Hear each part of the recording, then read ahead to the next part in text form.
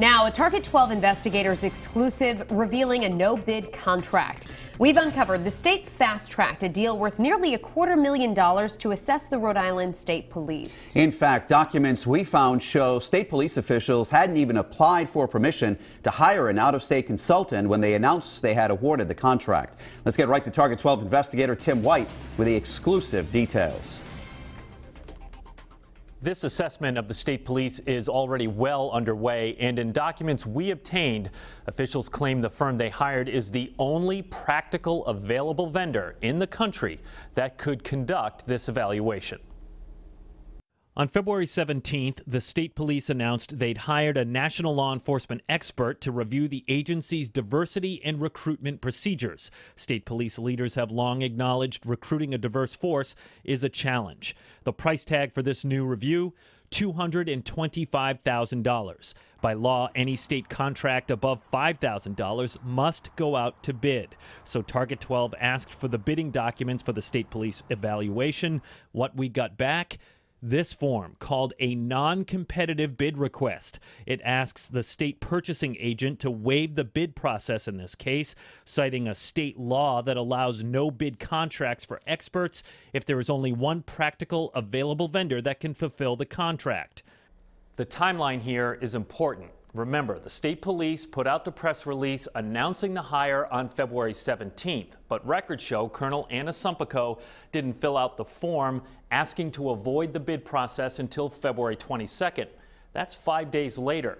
Also worth noting, that's the same day Target 12 requested all these records.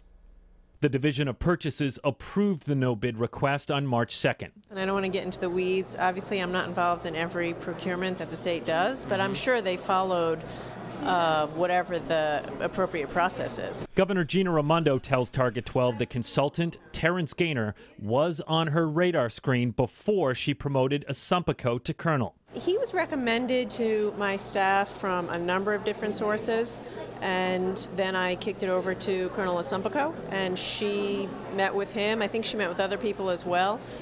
You ought to be asking her these questions. Yeah, she ran this process. She decided to make this hire, and I totally support it. I think it's a good decision. A state police spokesperson initially denied Target 12's request to interview Colonel Sumpico, but after we spoke with the governor, we were told by the state police's chief financial officer the colonel was eager to secure the consultant before he was scooped up by another agency elsewhere in the country. The consultant, Terrence Gaynor, has an impressive resume in law enforcement, including as leader of the Illinois State Police and later as chief of the U.S. Capitol Police. But is he the only practical expert to assess the state police hiring practices? Target 12 reached out to several other national firms who say they conduct those evaluations frequently. Jim Berman of the Washington-based Police Foundation told Target 12, there are a lot of places that do it. This is commonplace. State police tell us they secured so-called Google money to pay for the assessment. New at 6, we take a look at the state's request to the Department of Justice to approve the use of that money.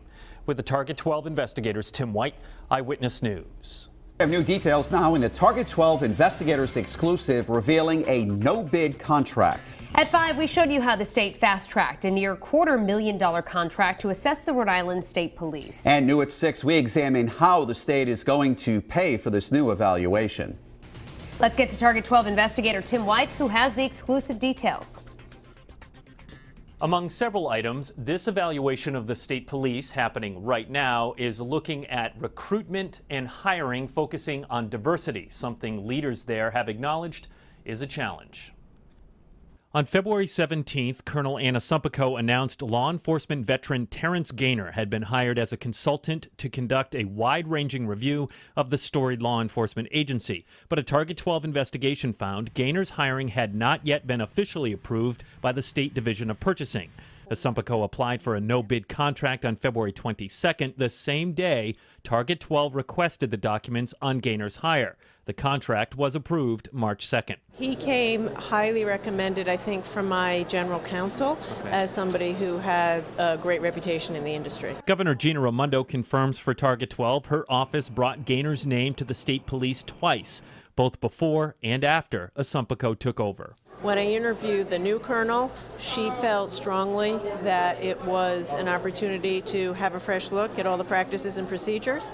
And so at the end of the day, it was her decision to do this. This wasn't my decision. To pay for the $225,000 contract, state police officials are tapping into the $45 million in settlement money the agency received for helping in a federal investigation of Google. The U.S. Department of Justice approved using Google money for the review on February 13th, according to the agency's chief financial officer.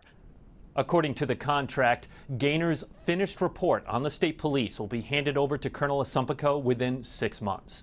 With the Target 12 investigators, Tim White, Eyewitness News.